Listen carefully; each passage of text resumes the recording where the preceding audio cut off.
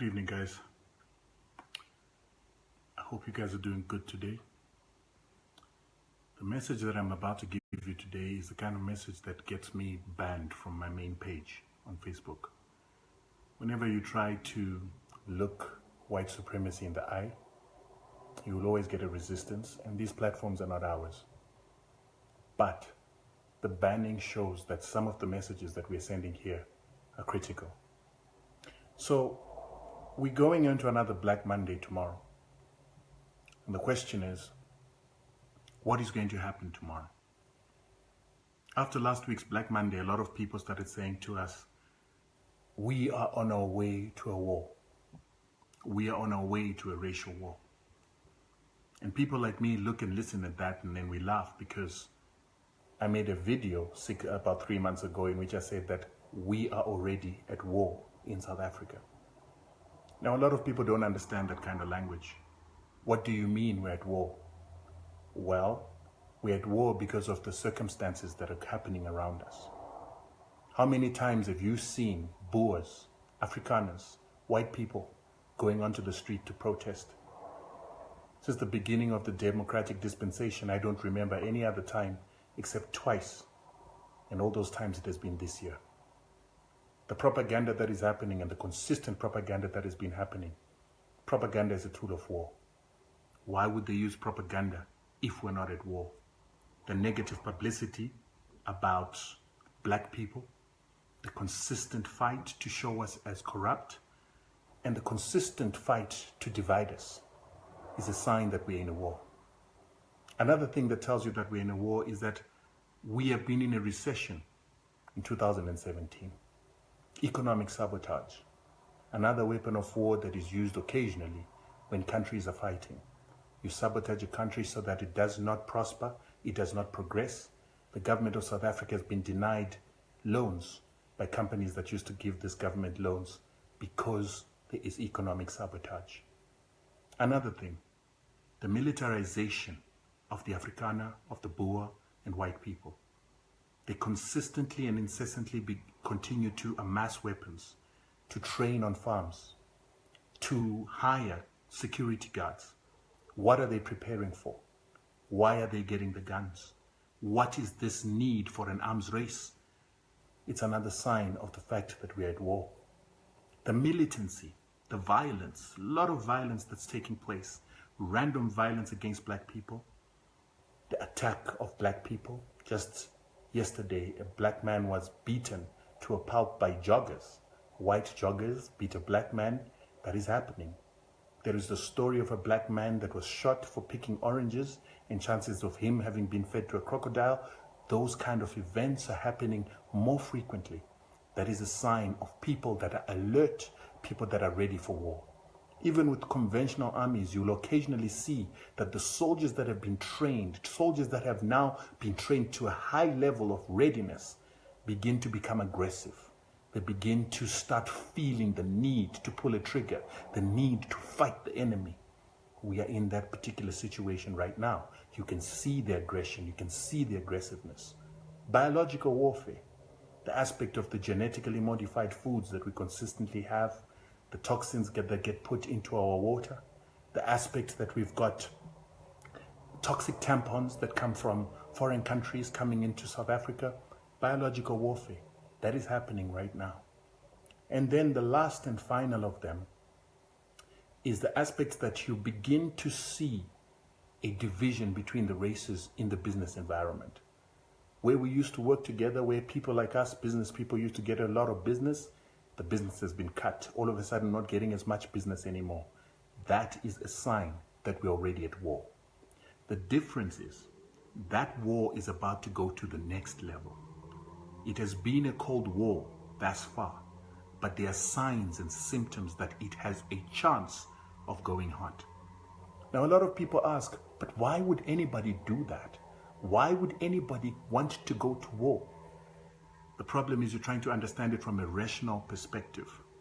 The people we are fighting, the people we are talking about are not rational. The ideology of white supremacy, the ideology of racism and apartheid in South Africa is steeped in religion. It is built on a basis of religion, a basis in which White Afrikaners and Boers believe that they were given this land as a God-given right. They are the Israelites, so to speak. And South Africa is known as Goshen, and Goshen was given to them for them to rule. And we, the black peoples of this nation, the black peoples of this region, are just but an inferior species of people that are supposed to be hewers of wood.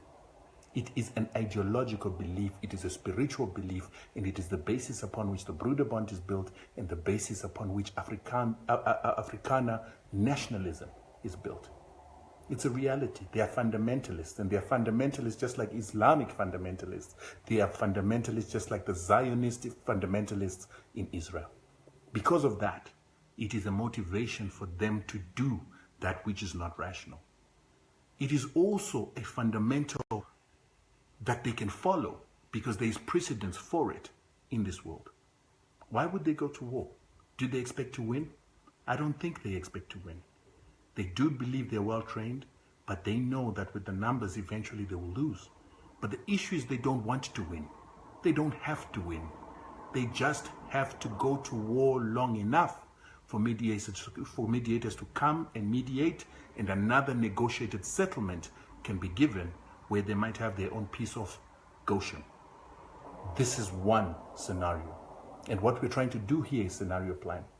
Another option is that they seek to go to war and seek to cause this to become a hot war instead of a cold war, so that allies can come from overseas, other Western countries can come to help, and then we can have a situation like Syria, and we can have a situation like where there is intervention on their behalf.